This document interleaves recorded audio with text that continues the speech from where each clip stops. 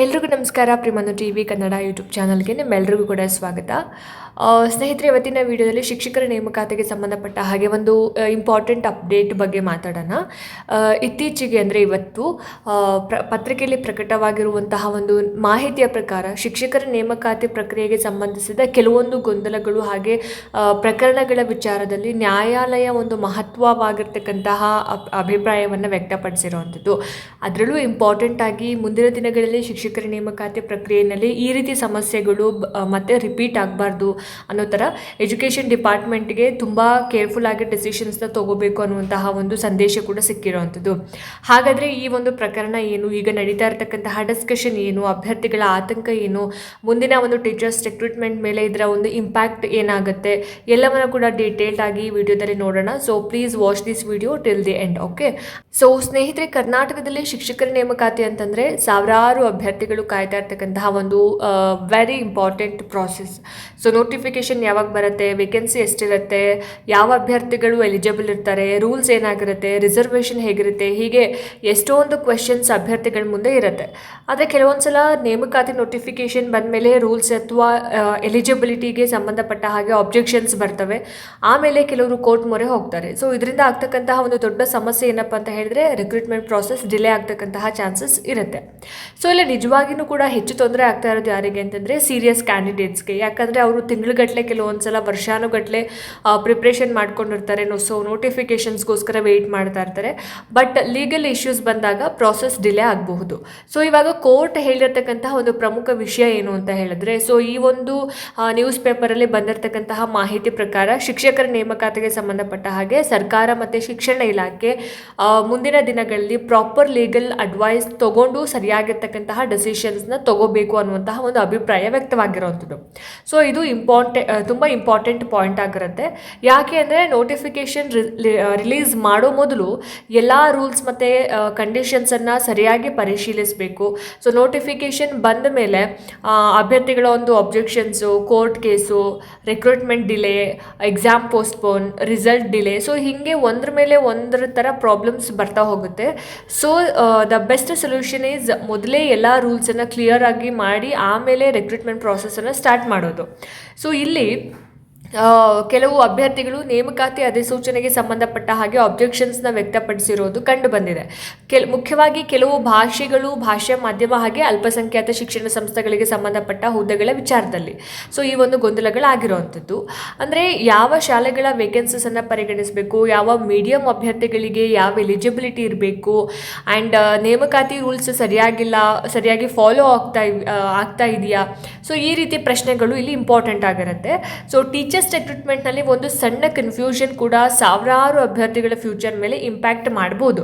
ಹಾಗಾಗಿ education department ಯಾವುದೇ notification release ಮಾಡೋ ಮೊದಲು ಎಲ್ಲ ರೂಲ್ಸನ್ನು ಪ್ರಾಪರ್ ವೆರಿಫೈ ಮಾಡಬೇಕಾಗುತ್ತೆ. ಸೊ ಇವಾಗ ಅಭ್ಯರ್ಥಿಗಳ ಒಂದು ಮುಖ್ಯ ಪ್ರಶ್ನೆ ಏನಪ್ಪ ಅಂತ ಹೇಳಿದ್ರೆ, ಈಗ ಶಿಕ್ಷಕರ ನೇಮಕಾತಿ ತಯಾರಿ ಮಾಡ್ತಾ ಇರುವಂತಹ ಪ್ರತಿಯೊಬ್ಬ ಅಭ್ಯರ್ಥಿಯ ಮನಸ್ಸಲ್ಲಿ ಒಂದು ಕಾಮನ್ ಕ್ವೆಶ್ಚನ್ ಇರುತ್ತೆ. ಸೊ ಈ ಕೋರ್ಟ್ ಕೇಸ್ಗಳಿಂದ 2026 ಟೀಚರ್ಸ್ ರಿಕ್ರೂಟ್ಮೆಂಟ್ಗೆ ಏನಾದರೂ ಪ್ರಾಬ್ಲಮ್ ಆಗುತ್ತಾ. ಸೊ ಇಲ್ಲಿ ನಾನು ಒಂದು ವಿಷಯನ ಕ್ಲಿಯರ್ಲಿ ಹೇಳ್ತೀನಿ.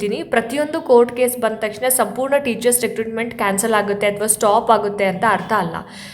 ಯಾವ ಪ್ರಕರಣ, ಯಾವ ನೇಮಕಾತಿಗೆ ಸಂಬಂಧಪಟ್ಟಿದೆ, ಕೋರ್ಟ್ ಏನು ಆರ್ಡರ್ ನೀಡುತ್ತೆ, ಸರ್ಕಾರ ಮುಂದೆ ಏನು ಕ್ರಮ ತಗೊಳ್ಳುತ್ತೆ ಅನ್ನೋದ್ರ ಮೇಲೆ ಮುಂದಿನ ಒಂದು ಸಿಚುವೇಶನು ಡಿಪೆಂಡ್ ಆಗಿರುತ್ತೆ.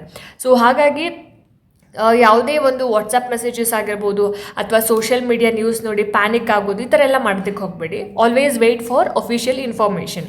ಸೊ ಸ್ನೇಹಿತರೆ, ಇವಾಗ ಕ್ಯಾಂಡಿಡೇಟ್ಸ್ ಏನು ಮಾಡಬೇಕು, PSTR, GPSTR ಮತ್ತು HSTR ಈ ರೀತಿ ಎಲ್ಲ ರಿಕ್ರೂಟ್ಮೆಂಟ್ಗಳು ಸೇರಿದ ಹಾಗೆ ಶಿಕ್ಷಕರ ನೇಮಕಾತಿಗೆ ಸಾವಿರಾರು ಅಭ್ಯರ್ಥಿಗಳು ಪ್ರಿಪ್ರೇಷನ್ನ ಮಾಡ್ಕೊಳ್ತಾ ಇದ್ದಾರೆ.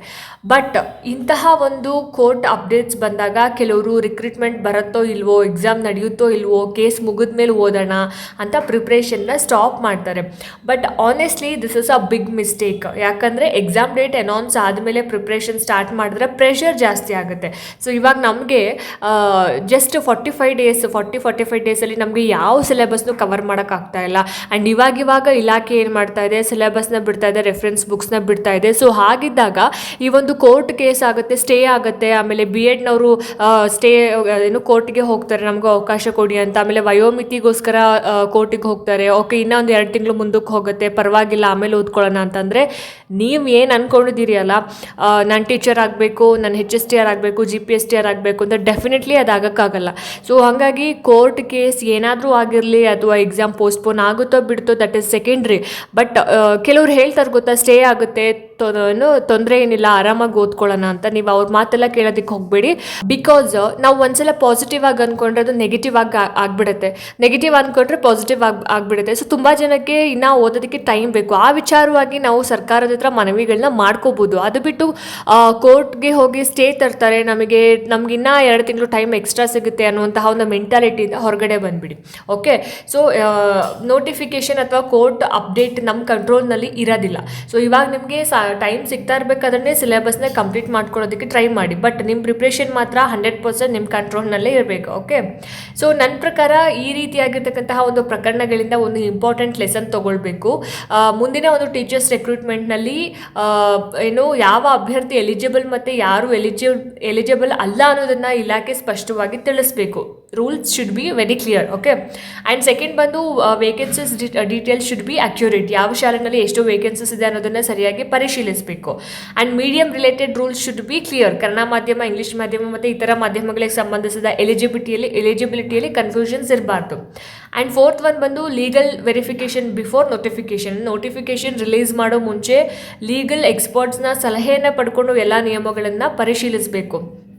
And next transparency is very important. Recruitment process ಸಂಪೂರ್ಣವಾಗಿ ಟ್ರಾನ್ಸ್ಪರೆಂಟ್ ಆಗಿರಬೇಕು, ಪಾರದರ್ಶಕತೆಯನ್ನು ಮೇಂಟೈನ್ ಮಾಡಬೇಕು ಅಂತ.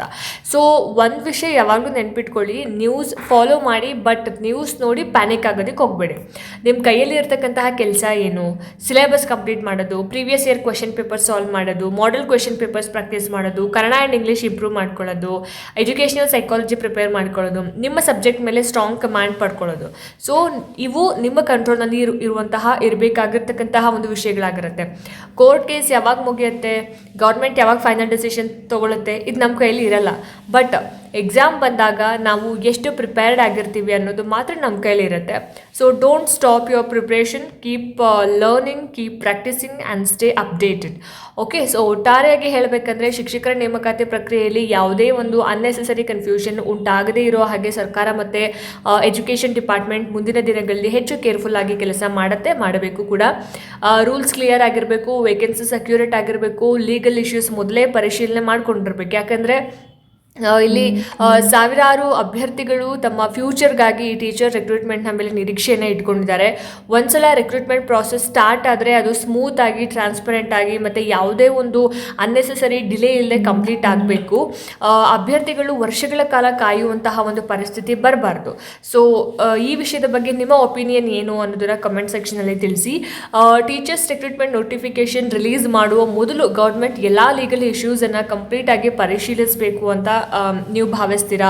ಸೊ ನಿಮ್ಮ ಒಪಿನಿಯನನ್ನು ನನಗೆ ತಿಳಿಸಿ ಕಾಮೆಂಟ್ ಸೆಕ್ಷನಲ್ಲಿ. ಓಕೆ, ಸೊ ಈ ವಿಡಿಯೋ ನಿಮಗೆ ಯೂಸ್ಫುಲ್ ಆಗಿದ್ದರೆ ಲೈಕ್ ಮಾಡಿ, ನಿಮ್ಮ ಫ್ರೆಂಡ್ಸ್ ಜೊತೆ ಶೇರ್ ಮಾಡಿ, ಮತ್ತು ನಮ್ಮ ಚಾನಲನ್ನು ಸಬ್ಸ್ಕ್ರೈಬ್ ಮಾಡ್ಕೊಳ್ಳಿ. Thank you so much for watching. See you in the next video. Until then keep studying and stay motivated. Bye bye, take care.